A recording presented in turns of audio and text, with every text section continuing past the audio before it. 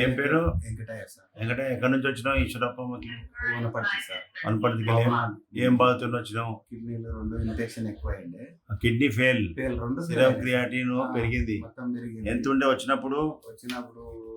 6 point ఇగో ఇక్కడ ఉంది కదా, 6.9 ఉండే. 9.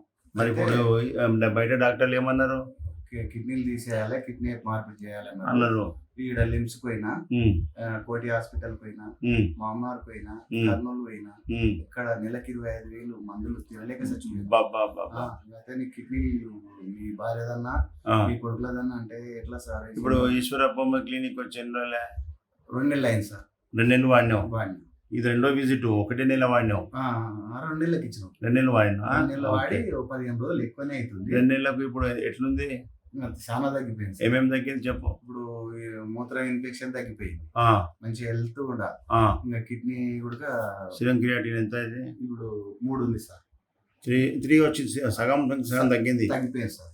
డయాలసిస్ లేకుండా హోమియోపతి మందులతోనే తక్కువ. ఇట్లా తగ్గిందంటే ప్రజలకు తెలవాలి. అసలు బాధితులు చాలా మంది ఉన్నారు. నేను కూడా 10 మందికి చెప్పగలుగుతాను, ఎందుకంటే నాకు ఇంత మంచిగా అయింది. నేను చచ్చిపోదాం అనుకున్నా సార్, పడి మందు దాయికి బాయిలో వాడి చచ్చిపోతే అయిపోతుంది అనుకున్నా. అంత భయం ఎవరిస్తారు సార్? అంతే అంతే.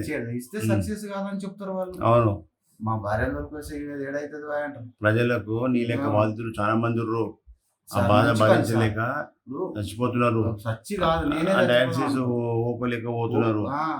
కాబట్టి ప్రజలకు తెలవడానికి నీ అభిప్రాయం తీసుకున్నా. నేను ఒక్కటే నీకు E6 లో చూసినా నువ్వు మాట్లాడుతుంటే ఒక్కటే సార్తో పోవాలని కర్నూలుకి వెళ్ళి దెంకొచ్చిన. Very good. చేస్తాం డయాలసిస్ చేస్తాం అంటే సార్ మా తెలంగాణలో సత్యన్న పోతా గానీ నేను మాత్రం ఈ కర్నూలు హాస్పిటల్ ఉన్నాను బయటకు వచ్చి చెప్పకుండా